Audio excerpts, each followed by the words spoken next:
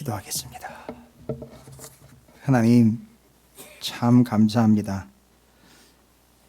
이리도 덩어리였던 그 죄로 똘똘 뭉쳐져 있었던 우리가 하나님을 예배하는 자가 되었다라는 사실이 얼마나 감격인지요. 그렇게 죄더미에서 쓰레기처럼 내버려질 수밖에 없었던 저희들을 주님이 직접 골라 십자가의 그늘 앞에 그 아래에 세워주신 은혜가 얼마나 감사한지요. 주님, 이것이 주의 뜻이고 주의 은혜이기에 주님을 예배하는 자리에 저희들이 섰습니다. 또한 하나님께서 우리에게 주시고 공급하시는 귀한 말씀이 생명인 줄 알고 믿기에 주님께 나아가 주님을 영화롭게 하는 예배의 자리에 섰습니다. 이제 겸손히 주님이 우리를 바라보시는 그 바라봄과 하나님이 이 땅을 회복하시고자 하시는 뜻을 우리가 깊은 하나님의 말씀을 통하여 깨달아 알게 하여 주시옵시고 주의 말씀 앞에 겸손히 서는 시간이 되게 해 주시옵소서. 오늘 이 말씀은 하늘의 만나요 생명의 양식이며 우리를 치료하며 우리를 능력으로 하나님께서 덮어주시는 하나님의 뜻인 줄로 믿사오니 이 말씀 앞에 오늘도 낱낱이 하나님의 말씀 앞에 낱낱이 주의 은혜 앞에 낱낱이 드러나 우리 안에 있는 모든 문제들이 뽑혀지고 우리 안에 있는 모든 아픔들이 치유가 되고 우리 안에 있는 모든 관계들이 회복되며 우리 안에 있는 모든 죄악들이 용서를 받으며 우리 안에 있는 얽혀있는 모든 것들이 풀어지게 되는 주의 능력 곧 말씀이 되게 해 주시옵소서. 겸손하고 온유하게 주님 앞에 서서 마음을 다해 귀한 말씀을 받게 하여 주시옵시고 우리를 바라보시는 주님 앞에 참으로 겸손함으로 서서 받게 하여 주시옵소서. 주님, 말씀하여 주시옵소서. 저희들이 듣겠나이다. 이제 그 사망의 음침한 골짜기로 들어갈 때에는 눈앞에 보이는 것이 없습니다. 그러나 귀는 더 열려 민감하게 반응하며 그 발자국 소리를 듣습니다. 아무도 없는 듯하지만 나와 함께하는 누군가의 또 다른 발자국 소리가 뒤에 들려오는 이 귀한 시기에 주의 음성에 더욱 귀를 기울이게 해 주시옵소서. 감사드립니다. 예수님의 이름으로 간절히 기도 올리옵나이다. 아멘. 할렐루야. 오늘도 사순절 세 번째 주일을 맞아 하나님을 예배하도록 허락하신 하나님의 은혜에 감사와 영광을 올려드립니다. 아마 저는 지금 많은 성도들의 상태와 상황을 직접 볼 수는 없지만 생각과 상상은 됩니다. 아마 각자의 예배 자리에서 가정이 되겠죠. 주로 안 되면 사업장이 될 수도 있고요. 각 가정에서 겸손하고 온전한 마음과 믿음의 자세로 앉아 가족들이 함께 경건함으로 주님 앞에 예배하고 계실 거라는 그런 상상을 저는 지금 하고 있습니다. 그런데 두렵고 떨리는 것은 오늘 예배하는 그 자리가 하나님의 나라가 될 터인데 그냥 아무 곳에서나 예배하면 되지 하나님이 어느 곳에는 안 계시겠어라는 우리의 안일함이 이번 기회에 자유롭게 예배할 수 있다라는 나름대로의 판단과 착각으로 인해서 산과 들만을 하나님의 나라로 만드는 일이 없었으면 좋겠습니다. 어디 가서 예배드리면 하나님이 안 계시냐. 죄송합니다만 이제는 산과 들을 하나님의 나라로 만드는 건 그만하시고 여러분의 가정과 여러분의 기업과 여러분의 삶의 자리를 좀 하나님의 나라로 확고부동하게 만들었으면 좋겠습니다. 오늘의 예배가 그런 예배가 될 줄로 믿습니다. 이 말씀의 이해를 돕기 위해서 죄송합니다만 제 개인적인 얘기를 좀 드리겠습니다. 이건 사설이나 그냥 단순한 예화가 아니고요. 제가 현재 지금 치료 중에 있기 때문에 지난 금요일 날 3차를 받고 요즘에는 의술이 발달이 돼가지고 참 감사하고 편리하더라고요. 제가 그 수혜자가 돼 있어요. 여러분은 그런 수혜자나 혜택은 받지 마십시오. 제가 대신 받을 테니까 여러분들은 받지 마시고 3차가 끝나고 원래는 이제 약을 항암과 관련된 약을 한 3일 정도는 맞아야 된답니다. 한 50시간을 맞아야 된대요. 이게 병원에 있을 수가 없잖아요. 병원에 계속 있다 보면 또 지루하기도 하고 또 힘든 여정입니다. 근데 얼마나 발달이 되어 있는지 그 한 3일간의 그 약을 맞아야 될 분량을 조그마한 주머니에다가 약을 넣어가지고 그걸 집에 가가지고선 달고 맞기에 아주 편리하게 해놨어요. 이런 편리한 게 안 아픈 건 아니에요. 편리한 거지 고스란히 다 받아내야 되는데 이제 그게 한 3일 동안에 50여 시간을 통해서 약이 들어갑니다. 그러니까 들어가야 되니까 주머니를 달고 있어야 돼요. 약 주머니를. 예, 농담입니다. 안 달아보셨죠? 말을 하지 마십시오. 농담입니다.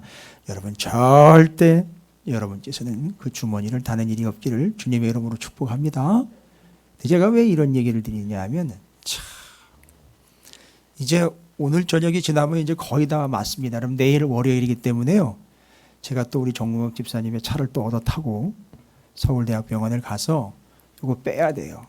지금 여기다 꽂아가지고선 이게 약이 이쪽으로 들어가고 있어요. 계속. 그게 뭐 전문용어로 그게 뭐 케모포트라 그러나 이건 또 홈펌프라 그러고 여러분 이게 문자 이렇게 받으셨죠? 익숙하지도 않은 용어 때문에 기도하시는데 번거로움을 드려서 죄송한데 어쨌든 뭐 약 잘 맞게 해달라고만 기도하시면 돼요. 그런데 그 모습을 제가 떠올리면서 하나님 앞에서 참 회개를 많이 했어요. 무슨 회개냐? 아프다고 그거 살아보겠다고요. 약주머니를 여기다 달고 먹을 때도 달고 있고 화장실 갈 때도 달고 있고 잘 때도 달고 자고 이 교회 올 때도 여기 달고 왔어요. 어디 필요해서 옮기려고 이동하려면 이거 다 달고 다녀야 돼요. 하다못해 제가 뭐가 먹고 싶어가지고 가게를 가야 되잖아요. 그럴 때에도 달고 가야 돼요. 그러면서 제가 얼마나 회개를 했는지 무슨 회개입니까? 자기는 살아보겠다고 약주머니 달고 다니는데 하나님은 살아라고 우리에게 말씀을 주는데 이건 내가 얼마나 달고 다녔는가 생각을 해보니까 하나님 앞에 너무너무 죄송스럽더라고요. 맨날 먹을 거, 뭘 입으면 좋을까, 뭘 입으면 아름답게 보일까, 뭘 먹으면 내 몸에 좋을까, 뭘 보면 내가 즐겁게 보낼 수 있을까, 어떤 영화가 재미있을까. 영화 보는 걸 제가 책망하는 게 아니에요. 지금까지의 내 모습은요, 난 살아보겠다고 약주머니를 달고 다니면서 먹건 놀러 다니건 어디를 가건 하다못해 그냥 잠깐 앞마당을 가도 이걸 달고 다녀야 되지 내가 산다 이런 마음 때문에 그러는데 지금까지 제 모습을 보니까 나 살으라고 하나님이 주신 예수 그리스도의 생명의 말씀을 내가 여기다 달고 다니면서 이걸 하나님의 말씀으로 받고 생명이라고 여기면서 이걸 얼마나 펼쳐보고 얼마나 붙잡고 살았는지를 회개하게 되었다는 겁니다. 그 모습을 주님이 보시면 뭐라 하실까? 그런 모습을 보면 뭐라 하실까? 제가 회개 많이 했어요. 아프기 전에는요 정말 어디 가면 뭐 맛있는 게 더 있을까? 여러분 그걸 탓하는 건 아니에요. 그런데 그것보다 주의 말씀과 비교했을 때 내가 주의 말씀을 무엇을 어떻게 행하면 하나님이 좋아하실까라는 것보다 내가 뭘 먹으면 내가 맛있고 내가 좋을까를 더 많이 생각했다라는 게 그게 문제였다는 거죠. 제 얘기예요. 여러분을 책망하는 게 아닙니다. 그러면서 아주 와락 눈물이 쏟아지는 건 누가복음 7장이요. 주님이 하나님의 백성들 한 사람 한 사람을 눈여겨보시면서 주님이 반응을 보이시는데 제가 그래서 무너졌잖아요. 나의 그런 모습을 보면서 하나님은 주님은 어떤 반응을 보이실까? 야, 이 약주머니 달고 다니는 것보다 주의 말씀을 달고 다니는 거에 내가 얼마나 열을 올렸고 내가 얼마나 마음을 두었는가 생각을 해보니까 한없이 하나님 앞에 초라해지더라고요. 그런데 모습을 보면 주님은 뭐라 하실까? 말씀이시며 말씀하신 주님은 과연 뭐라고 얘기하실까? 너 임마 너 살아보겠다고 그걸 병원에부터 달고 와가지고 3일 내내 그렇게 달고 있지. 살아보겠다고. 근데 내가 너 살라고 줬잖아 말씀을. 생명의 말씀이라고 내가 줬잖아. 이건 얼마나 달고 너 이거 차고 다니고 있어? 달고 다니고 있어? 물어보시는데 대답이 안 나오더라고요. 그래서 제가 십자가 붙잡고요. 저희 집에는 이제 기도용 십자가가 따로 있어요. 이렇게 지고 기도하는 기도용 십자가가 따로 있어요. 사이즈가 좀 큽니다. 이렇게 커가지고 제가 이렇게 메고 기도를 해요. 요즘에 새벽에 일어나가지고 새벽 2시, 3시쯤에 잠이 안 오니까 일어나가지고선 약 먹기 전에 이걸 메고 기도를 합니다. 이 정도 사이즈는 안 되지만 이 정도 3분의 1 정도는 돼요. 그걸 들고 메고요. 지고 기도를 합니다. 그러면서 주님은 나를 보면 뭐라 하실까 하는데 여러분 오늘 본문 7장에는요. 누가복음 7장에는 주님이 하나님의 백성들 한 사람 한 사람 보면서 주님이 어이구 이렇네 어이구 이러냐면 주님의 반응이 기록되어 있습니다. 말씀에서는 주로 우리 보고 어떤 반응을 보일 거냐라고 질문을 하시잖아요. 근데 누가복음 7장에서는요. 그 하나님의 사람들을 모습을 보시면서 주님이 반응을 보이셔요. 과연 어떤 반응일까요? 전 궁금해요. 제가 이렇게 약주머니를 달고 살아보겠다라고 했던 제 마음이 하나님의 말씀을 달고 다녀야 되겠다라는 말씀으로 변화가 되면서 그 모습을 보시면서 주님은 뭐라 하실까? 그 이전에 하나님의 말씀보다 약주머니를 달고 다니는 내 모습을 보셨던 주님은 나를 보고 뭐라 하셨을까? 참 궁금해요. 여러분, 다른 사람 얘기하지 말고 여러분 개인이 오늘 예배를 드리고 계시니까 여러분 처지를 한번 생각해 보십시다. 주님은 현재 내 모습을 보시면서 뭐라 하실까? 참 아이들이 옛날에 찬양이었고 찬송이었습니다만 지금 내 모습 주님 보시면 뭐라 하실까라는 그런 찬양도 있었어요. 예수님이 보시면 뭐라 하실까? 이런 곡조 같은데 과연 여러분의 지금 현재의 모습을 보시면 주님은 뭐라고 하실까요? 지금 여러분의 상태를 보시면 주님은 뭐라 하실까요? 오늘 누가복음 7장은 그 사람들의 모습을 보면서 반응을 보이신 주님의 모습이 네 가지로 되어 있습니다. 왜냐하면 네 사람이 등장하거든요. 첫 번째 등장하는 사람 누굽니까? 여러분 도와주십시오. 잘 아시잖아요. 모르는 척하지 마시고요. 아무리 오랜만에 만났지만 그렇게 안면몰수하지 마시고 대답을 좀 해주세요. 첫 번째 등장하는 사람이 누구죠? 예? 백부장입니다. 말씀 여러분 잘 아시죠? 백부장은 그 유대인들에게도 아주 인정을 받았던 사람이에요. 회당까지 지어줬으니까 뭐 말할 필요가 없겠지요. 근데 그 백부장의 믿음이 어떤 믿음이었는지 잘 아시죠? 백부장의 하인이 병에 들려 죽게 되었습니다. 그래서 그 하인을 위해서 예수 그리스도께서 좀 낫게 해주시기를 원하여 요청을 하게 됐는데 그의 믿음이 어떤 믿음이었죠? 주님이 직접 가시려고 하셨죠? 그런데 뭐라고 얘기합니까? 저도 내가 남의 수하에 있고 내 수하에도 많은 사람들이 있는데 주님 직접 가실 필요 없습니다. 직접 가실 필요 없이 뭐 하시면 된다고요? 말씀만 하십시오. 말씀만 하시면 나을 줄 제가 믿습니다. 그런데요, 주님이 그걸 보고 반응을 보이십니다. 뭐라고요? 그걸 어떻게 여기셨습니까? 이다만한 믿음을 보지 못했다라고요. 자, 예수께서 모든 말씀을 백성에게 들려주시기를 마친 후에 가버나움으로 들어가신 어떤 백부장의 사랑하는 종이 병들어 죽게 되었더니 예수의 소문을 듣고 유대인의 장로 몇 사람을 예수께 보내어 오셔서 그 종을 구해 주시기를 청한지라. 이에 그들이 예수께 나아가 간절히 구하여 이르되 이 일을 하시는 것이 이 사람에게는 합당하니이다. 그가 우리 민족을 사랑하고 또한 우리를 위하여 회당을 지었나이다 하니 예수께서 함께 가실새 이에 그 집이 멀지 아니하여 백부장이 벗들을 보내어 이르되 주여 수고하지 마시옵소서. 내 집에 들어오심을 나는 감당하지 못하겠나이다. 그러므로 내가 주께 나아가기도 감당하지 못할 줄을 알았나이다. 말씀만 하사 내 하인을 낫게 하소서.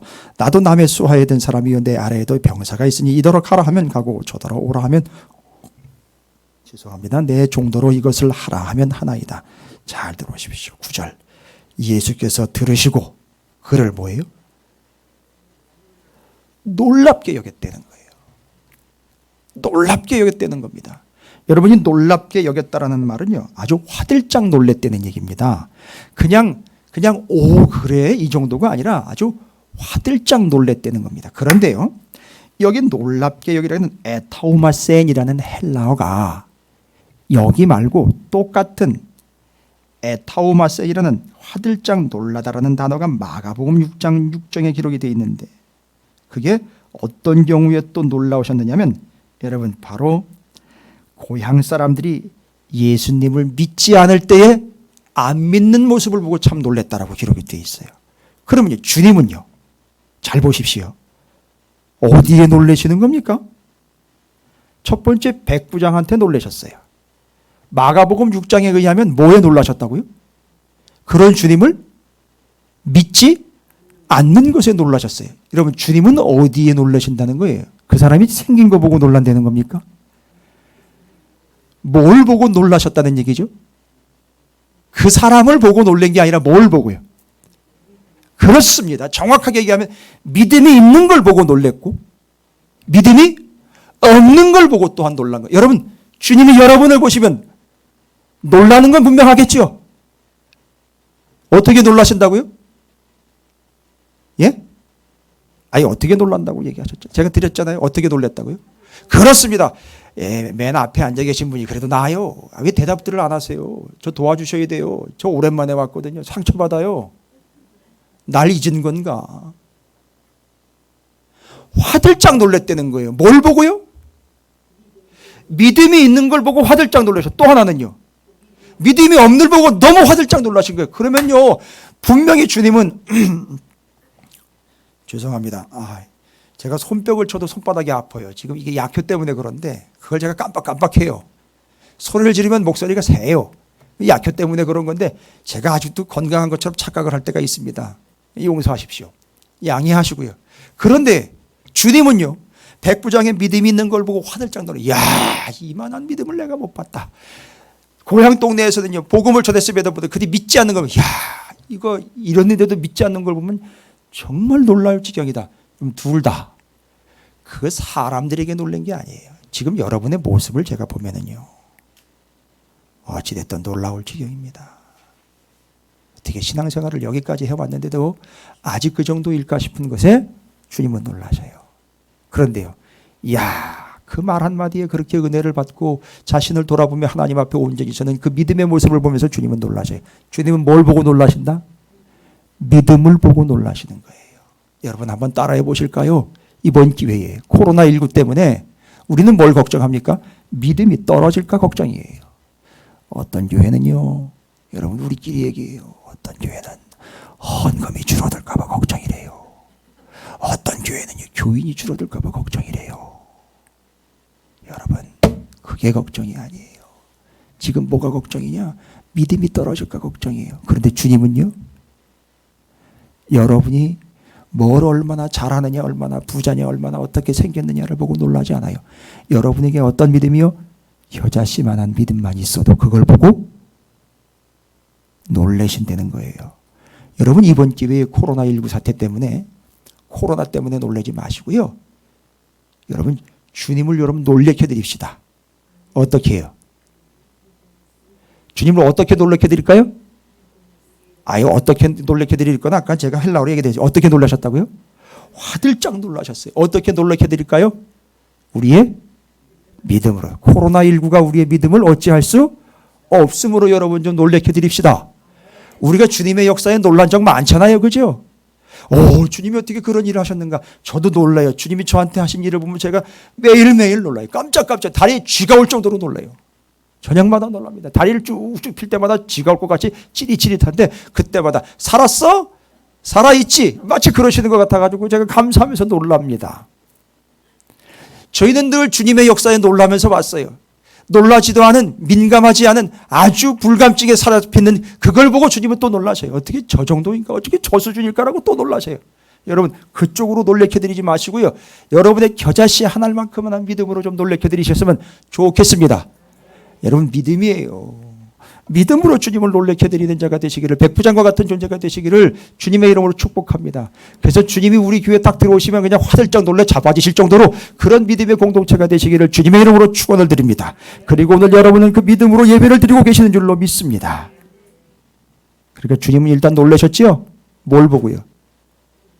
우리의 생긴 걸 보고가 아니고 우리의 그 작은 믿음을 보시고 놀라신다는 겁니다.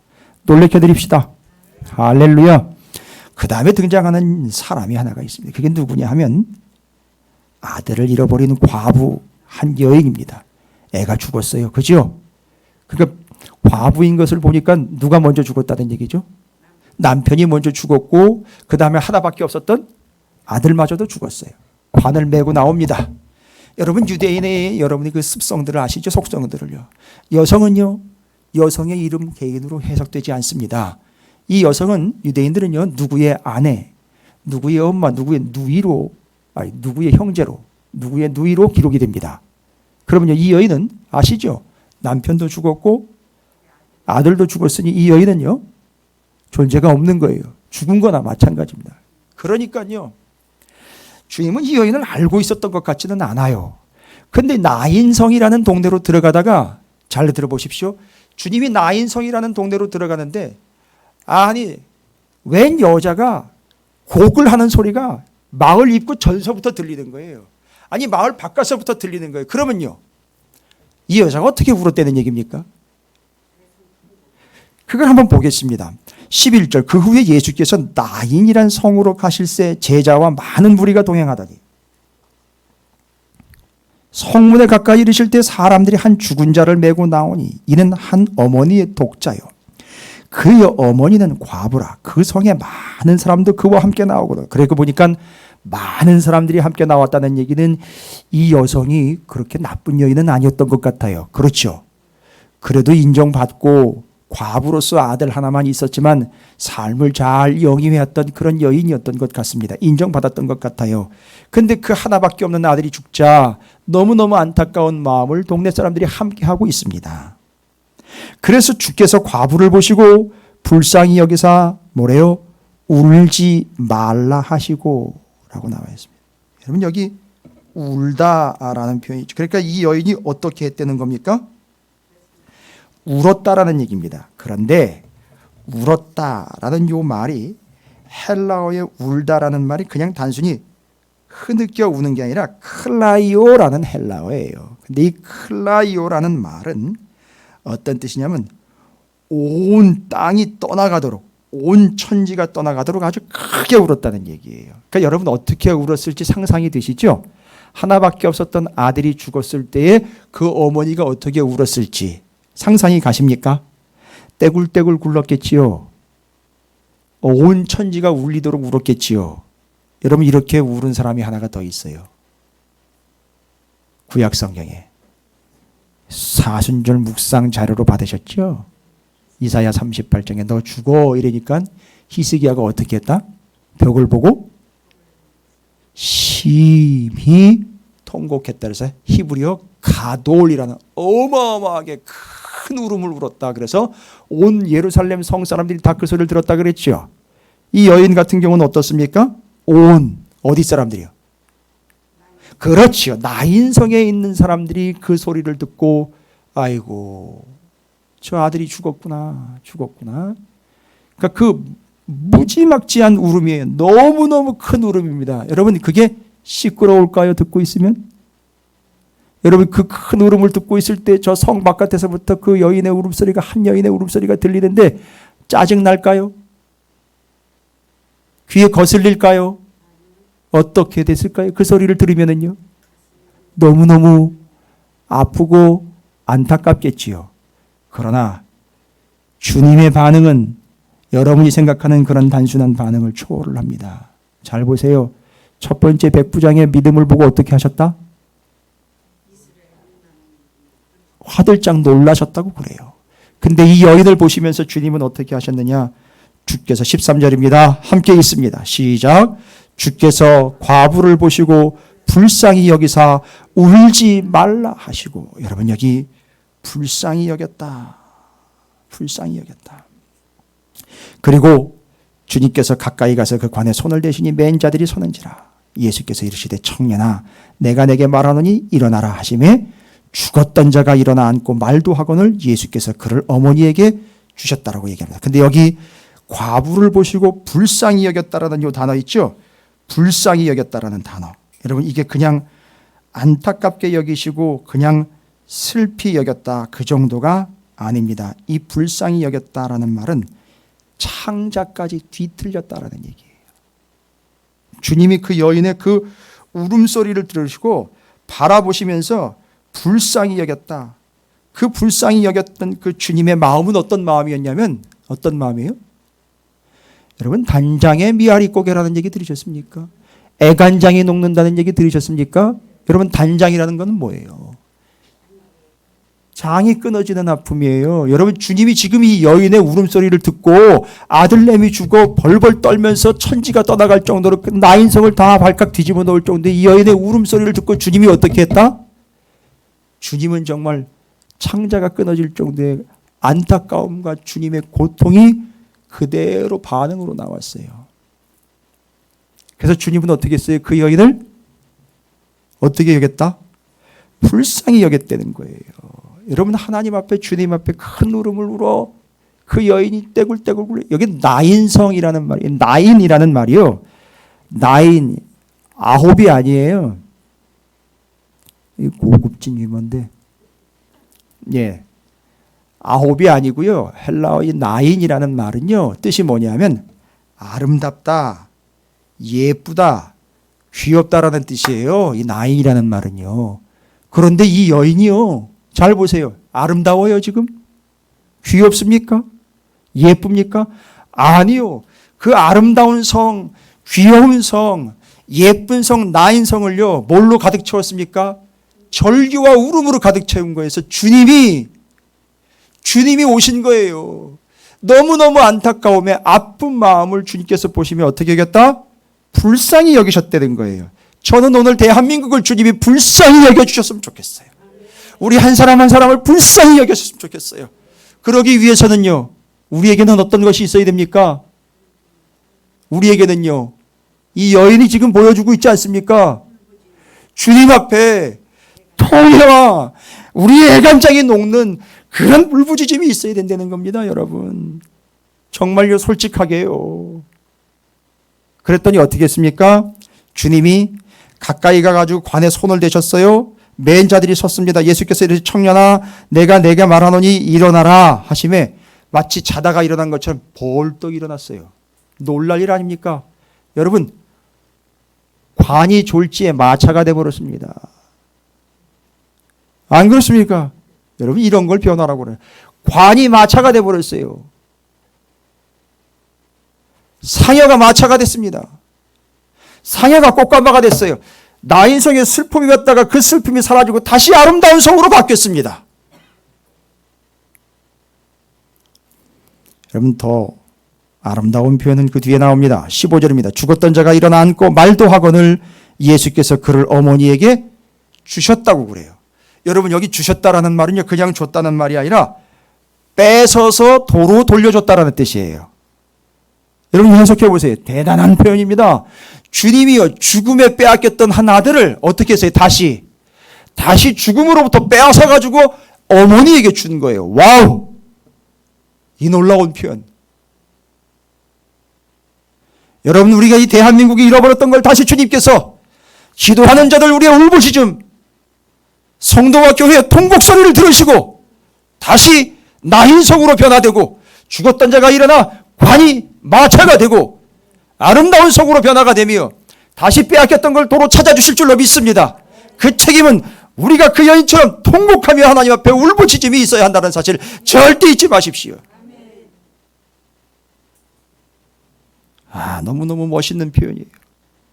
그 빼앗겼던 아들을 다시 빼앗아가지고 어머니에게 넘겨줬던 이 모습, 얼마나 멋있는 주님이신지요.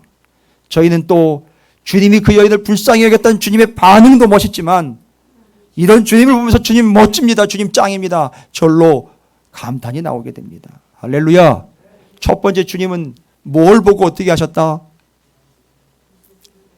믿음을 보고 그냥 놀란 게 아니라 화들짝 놀라셨다. 저는 제발 우리 주님이 주일마다 우리 교회에 출석하실 거거든요. 항상 그래서 이 입교인 중에 한 명이 늘 눈에 보이지 않는데 늘 계셔요.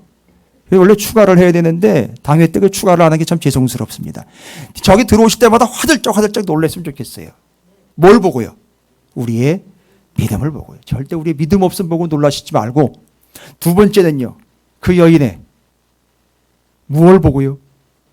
대성통곡을 보고 어찌하셨다? 주님은 불쌍히 여기셨다. 그 불쌍히 여기셨다라는 말의 그 깊은 의미는 뭐라 그랬죠?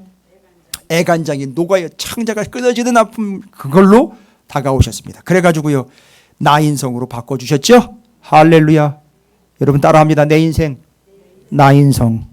할렐루야. 거기서 한 발자국 가면 10입니다. 10입니다. 완성입니다. 할렐루야. 농담이었습니다. 세 번째 누가 등장합니까? 그 다음에 이어 18절부터 35절까지의 말씀인데요. 세례 요한입니다. 여러분, 세례 요한을 보고 주님이요, 다른 거 얘기할 필요 없죠. 세례 요한을 보고 주님이 반응을 보이셨는데 세례 요한이 어떻다는 겁니까? 읽어보셨잖아요.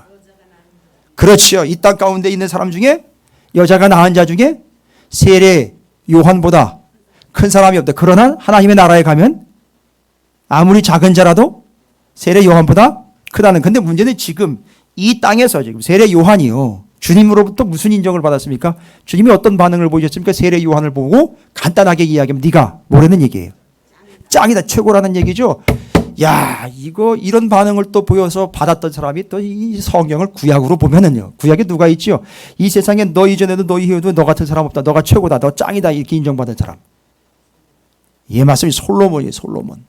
너 이후도 너 같은 자가 없고 너 이전에도 너 같은 자가 없다. 물론 솔로몬이 완벽한 건 아니나 하나님으로부터 그런 인정을 받은 사람이에요. 놀랍습니다. 세례 요한이 또 그렇게 인정을 받았어요. 최고라는 인정. 근데요, 세례 요한의 인생은요, 최고라고 인정받은 인생인데 결론은 뭐가 됩니까? 육신적으로 보면은요. 어떻게 죽습니까? 머리가 잘려 죽어요. 여러분 이게 최고입니까? 여러분 주님은 이 땅의 것을 이야기하는 게 아닙니다. 무슨 얘기인지 아시겠습니까? 이 땅의 것을 이야기하는 게 아니에요. 이 땅에서 최고라고 했지만 이 땅에서 영원하다라는 개념이 아니라 뭘 보고 주님은 이렇게 세례 요한을 최고로 쳐주셨느냐. 너 최고야. 여러분 옆에 있는 분이요. 여러분 많지는 않지만 당신 최고야 라고 이렇게 좀 엄지손가락 좀 이렇게 쳐주십시오. 당신 최고야. 당신 최고야. 당신이 최고야. 이렇게 주님이 세례 요한에게 하신 얘기거든요. 그죠? 주님이 세례 요한에게 하신 얘기예요. 그럼 주님은 세례 요한에 뭘 보고 최고라고 이야기하셨을까요? 아니 뭘 보고? 세례 요한이 헌금을 많이 했습니까? 세례 요한이 주님께 뭘 잘 보였다고 그렇게 주님이 최고라고 지켜줘 세워졌을까요? 믿음을 보고 놀라셨어요. 안타까운 여인을 보면서 불쌍히 여기셨어요. 그게 그 모습을 보고 최고라고 여겨주셨어요. 뭘 보고 최고라고 여기셨을까? 세례 요한이요. 35절까지요. 15번 이상씩 읽으셔야 그 개념을 깨달으실 수 있어요. 세례 요한을 주님이 최고라고 인쳐주신 이유는 그 뒤에 한 짧은 예화가 하나가 나와요. 어떤 예화가 나오냐면 시장터의 예가 나와요. 세례 요한의 이야기와 연결된 거예요. 그럼 27절부터 한번 볼까요? 7장 27절. 기록된 바 보라 내가 내 사자를 내 앞에 보내노니 그가 내 앞에서 내 길을 준비하리라 한 것이 누구에 대한 말입니까? 세례 요한에 대한 얘기죠.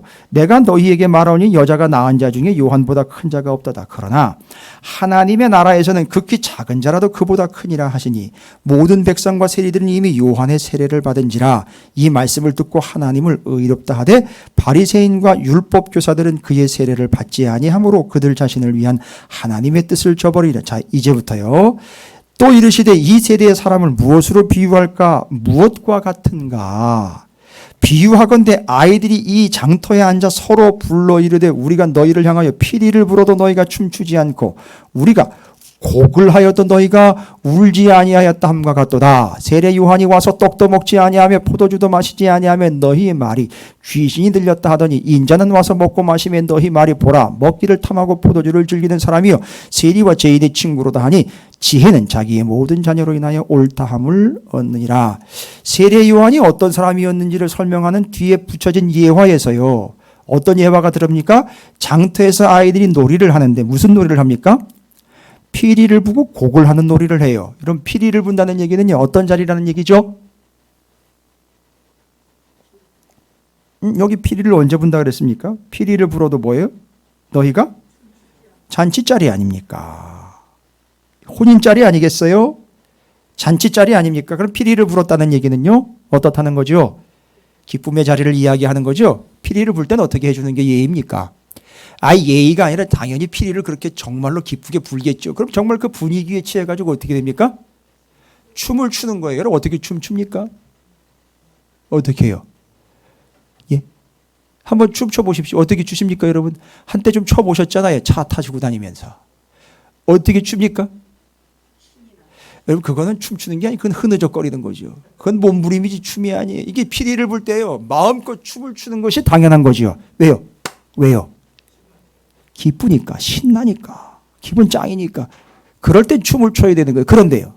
뒤에 또 어떨 때는요. 우리가 또 뭐 할 때요? 곡한다는 얘기는요. 이 곡은 뭐예요? 어디의 자리에서요? 조상집에서 뭐 하는 거죠? 대성통곡하는 거죠. 슬픔 때문에 우는 거죠. 그럴 때는 어떻게 해야 돼요? 너희가 울지 아니하였다. 그러니까 어떻게 해야 되는 거죠? 어떻게 울어야 돼요?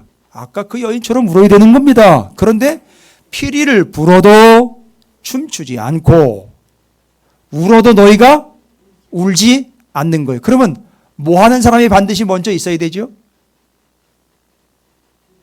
기쁨의 자리에서 피리를 불어. 여러분이 피리 부는 거 하면은요. 우리 옛날에 동화 이야기 피리 부는 사나이 이야기도 있고요. 그죠? 이 피리라는 게 뭐 엄청난 영향을. 여러분 삼국유사인가요? 그 만파식적이라는 피리가 또 있어요. 그걸 불면은 모든 게 다 해결된다. 이거 성경 아니니까 기억하지 마십시오. 근데 피리와 관련된 우리의 이야기들이요. 뭔가 재미있는 것과 거리가 있습니다. 그런데 성경에서 지금 피리를 부는 자가 있어야 어떻게 합니까? 그 소리를 듣고 춤을 출 수 있습니다. 그 다음에는요, 우는 자가 있어야 어떻게 한다고요? 같이. 이게 왜 이야기가 나오느냐 하면 바로 세례 요한은요, 이 세대를 향하여 지금이 뭐 해야 될 때다. 기뻐 춤을 추어야 할 때다. 왜요? 주님이 오셨으니까. 그러나 지금은 뭐 할 때다? 울어야 할 때다. 왜냐? 복음을 받아들이지 아니함으로 울어야 거예요. 그러니까 지금 잘 보십시오. 울음을 울고 피리를 불고, 우리나라 말이 거기서 직접 나온 건 아니지만 제가 이 말씀을 본문을 깊이 묵상하면서 세례 요한을 한마디로 정의했습니다. 정말 이 사람은 울고 불고 하는 사람이었구나. 이런 우리나라 표현도 울고 분다는 얘기 있잖아요. 아니 물론 그게 여기서 나온 건 아닌데 어떻게 이렇게 딱 맞아떨어지. 울고 불고 한 사람이에요. 뭐 때문에요? 예수의 복음 때문에 울고 불고 했어요. 누가요? 그런데 그 세대는 어떻게 했습니까? 춤추지 아니했고 같이 울지 아니했다는 거예요. 반응은, 뒤에 반응은 중요하지 않습니다. 세례 요한은 어떤 역할을 했습니까? 세대를 향하여 울고 불었다는 거예요. 복음 때문에 울고 불고 했어요. 주님은 그걸 최고로 쳐주신 겁니다. 과연 내게는 그 예수의 복음과 진리 때문에 울고 불고 했느냐 이겁니다. 이것 자기가 살아오겠다고 약주머니 달고 다니는 것 말고 하나님의 말씀과 복음을 달고 다니며 찾았는데 울고 불고 했느냐, 이걸 얘기하는 겁니다. 그런데 주님은요, 그 세대를 향하여 울고 불고 복음을 전하면서 울고 불고 했던 세례 요한을 뭐라고 쳐주셨다? 최고다, 너 짱이다 라고 쳐주셨다는 거예요. 백부장을 보고는요, 믿음을 보고 화들짝 놀라셨습니다. 그 여인을 보고시군요, 그 애통함을 보고 불쌍히 여기셨어요. 세례 요한의 복음을 향한 울부짖음을 보며 주님은 그를 어떻게 여겨주셨습니까? 최고라고 여겨주셨어요. 지금 다 모두 사람들을 보면서 누가 반응을 보이고 있죠? 주님이 반응을 보이고 계십니다. 여러분, 저는 제발이지 이 반응이 여러분 한 사람 한 사람을 보시면서 보이시는 주님의 반응이 되기를, 우리 찾으시는 교회를 바라보면서, 오늘날 민족의 교회를 바라보면서 주님의 반응이 됐으면 좋겠어요. 마지막으로 한 사람 더 등장합니다. 누구냐? 오늘의 하이라이트예요. 한 여자가 등장을 합니다. 36절부터 50절까지예요.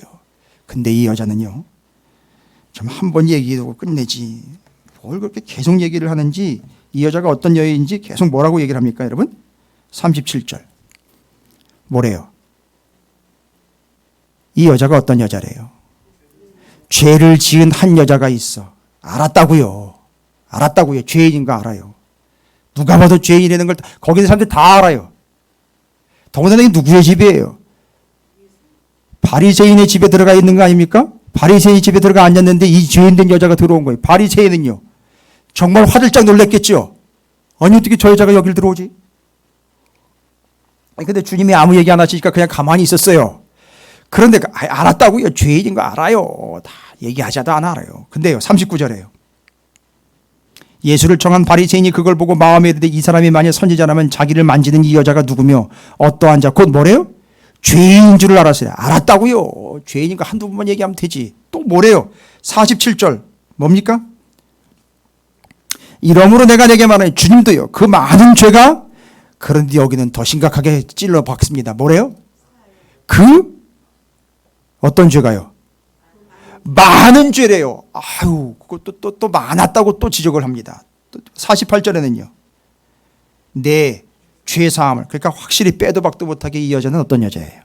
죄인인데 이 여자가 어떻게 해요? 잘 보십시오. 38절입니다. 37절부터 그 동네에 죄를 지은 한 여자가 있어 예수께서 바리새인의 집에 앉아 계심을 알고 향유 담은 옥합을 가지고 와서 예수의 뒤로 그 발 어떻게 해요? 곁에 서서 울며 눈물로 그 발을 적시고 자기 머리털로 닦고 그 발에 입 맞추고 향유를 부으니, 어디로 왔습니까? 이 죄된 여자가 어디로 왔죠? 정확하게 어딘지 찝어주셔야 돼요. 주님 발, 여기 명확하게 나와 있잖아요. 발 곁에, 여러분 발 곁이지만 주님 곁이잖아요. 주님 곁이, 주님 옆이에요. 잘 보십시오. 이 여인이 주님 곁으로 와서 뭐를 합니까? 울며 눈물로 그 발을 적시고 자기 머리털로 닦고 그 발에 입 맞추고 향유를 붓고 별짓을 다 하고 있어요. 그런데도 주님은요. 바리새인은 화들짝 놀랐습니다. 근데 주님은요. 그 죄인 된 여자가 죄덩어리가 옆에 와가지고 곁에 와가지고선 뭔 별짓을 다 향유를 붓고 눈물로 적시고 그걸로 닦고 난리도 아니에요. 그런데 주님은 어떻게 하시는 거예요? 그러는데 그냥 가만히 계셔요. 그냥 그렇게 하라고 뭐예요? 그냥 내버려 두시는 거예요. 여러분 요즘 큰일 나잖아요. 기침이라도 하고 콧물이라도 흘리고 재채기를 하는 사람이 곁에 오면은요. 에이 어디를 같이 오냐고 절로 머리 떨어지라고 어디 가까이 오냐고 아니 밀어내잖아요. 곁을 주지 않잖아요. 그런데 주님은요 이 더럽고 추하고 죄된 여자가 다가왔는데 하라고 그냥 다 내버려 두시는 거예요. 닦고 눈물 흘리고 향유 바르는데 그걸 뭐라고 하지 않고 주님이 도망가거나 이 여인을 밀어내는 게 아니라 곁을 어떻게 하셨어요? 주님이요 내어주셨습니다. 여러분 우리나라에 아름다운 표현이 있어요. 우리나라 표현 중에 곁을 뭐 한다는 거죠? 곁을 내준다는 거죠. 반대는요. 곁을 주지 않는다는 거죠. 여러분 두 개의 말의 차이는 정확하게 이해하실 거라고 봐요. 그래서 제가 사전적으로 찾아봤어요. 이게 곁을 준다라는 말 너무너무 아름다운 표현이에요. 여러분 기가 막힌 표현인데 곁을 둔다, 곁을 주다. 곁을 둔다는 얘기는 떨어뜨린다는 얘기고 곁을 준다라는 말은 다가오게 허락한다는 얘기잖아요. 요즘은 허락하면 안 되잖아요. 그죠? 왜 대답이 없으세요? 그래서 우리도 지금 이렇게 예배하고 있는 거 아닙니까? 당분간만 곁을 두자는 얘기인 거죠. 근데 곁을 주는 이야기가 성경에 지금 나와 있어요. 근데 그 여자는 어떤 여자예요? 코로나19보다 더 무서운 여자예요. 죄가 많은 여자예요. 그래서 그 여자 곁에 가서 그 여자와 만나면 그 여자와 접촉하면 어떻게 돼버린다고요? 내가 부정해진단 말입니다. 내가 동일하게 되는 거예요. 코로나19 같은 그런 현상이 나타난다는 거예요. 그럼 어떻게 해야 돼요? 곁을 주지 말아야지. 그런데 주님은요. 곁을요. 확실히 줘버렸단 말이에요. 그래서 그 옆에 와가지고서 주님을 붙잡고 물고 들어주고 있는 거예요. 이 여자가. 우리나라 말에 곁을 주다라는 말은요. 다른 사람으로 하여금 자기에게 가까이 할 수 있도록 속을 터준다. 틈을 내어준다는 얘기예요. 얼마나 아름다운 표현인지. 세상은 지금 절대 곁을 내어주지 않습니다. 그렇죠? 여러분도 그럴 뿐만 아니라 누구도 지금은 곁을 내어주지 않아요. 위험하니까요. 그런데요. 우리 주님은 우리에게 우리가 어떠하든 얼마나 많은 죄를 지었든 어떤 상태든 뭐 하신다? 주님 곁을 내어주시는 겁니다.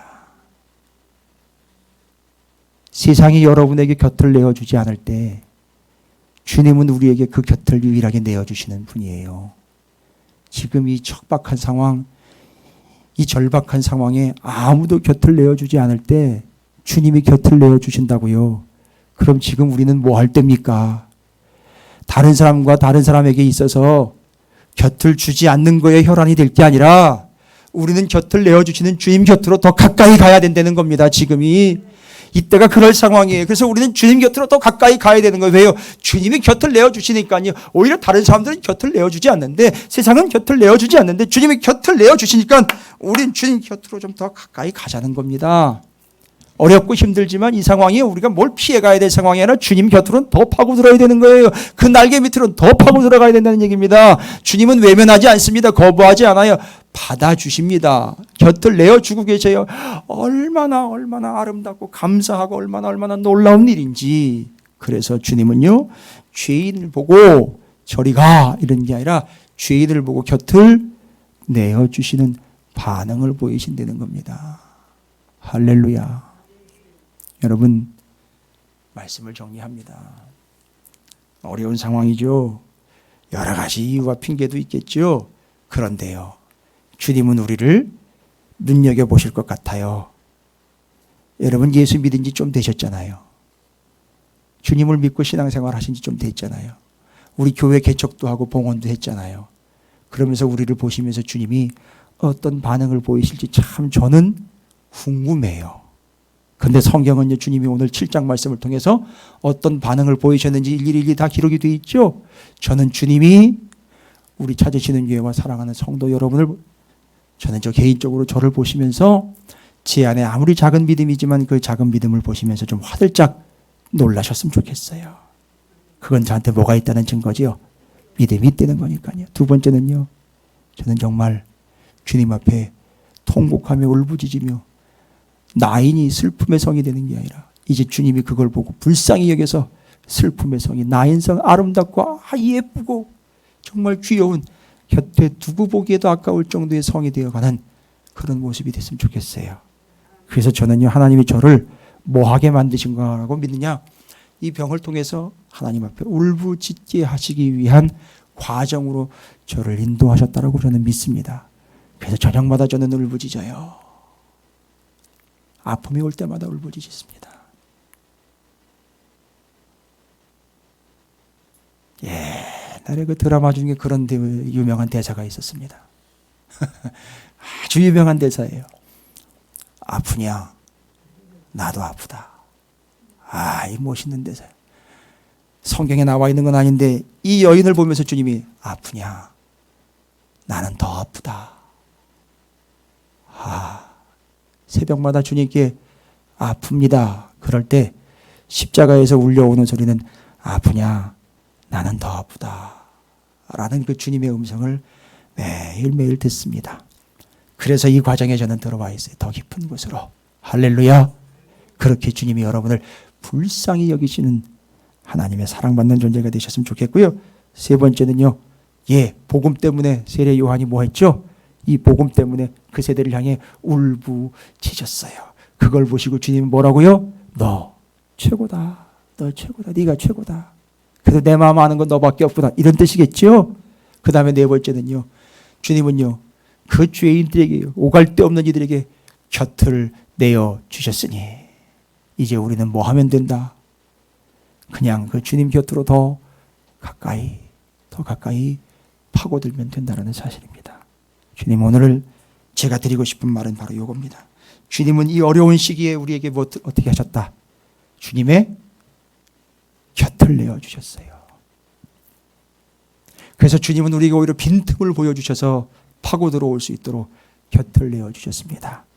여러분이 삶의 자리가 주님의 곁이 되어 주님의 이루하심과 주님의 역사와 주님의 회복과 주님의 치유, 주님의 해결을 경험하시는, 이 어렵지만 주님의 곁은 늘 열려있는 풍성한 기간이 되시고, 그 주님께 여러분의 믿음과 애통함과 복음을 향한 울부짖음과 여러분이 주님께 죄인됨으로 곁을 향하여 다가가는 그 삶이 되시기를 주님의 이름으로 축원을 드립니다. 기도하겠습니다. 주님, 그 곁을 내어주시고 우리에게 믿음을 주시고 우리를 불쌍히 여겨주시며 우리의 복음을 향한 열정으로 울부짖음이 주님께서 인정하실 만한 삶의 모습, 주님이 우리를 보시며 바라보시며 확인하시는 그 모습, 우리 찾으시는 교회와 사랑하는 성도들, 온 땅 열방의 교회, 민족의 교회가 이번에 주님의 반응을 통하여 믿음이 있고 애통해하며 주님의 복음을 위하여 울부짖으며 주님의 곁으로 파고드는 참된 죄인된 모습으로 더 가까이 나아가는 귀중하고 소중한 시간이 되게 해 주시옵소서. 한 사람 한 사람, 한 교회 한 교회를 긍휼히 여겨주시고 특별히 이 나라 이 민족을 불쌍히 여겨 주시옵소서. 감사드립니다. 예수님의 이름으로 간절히 기도 올리옵나이다. 아멘.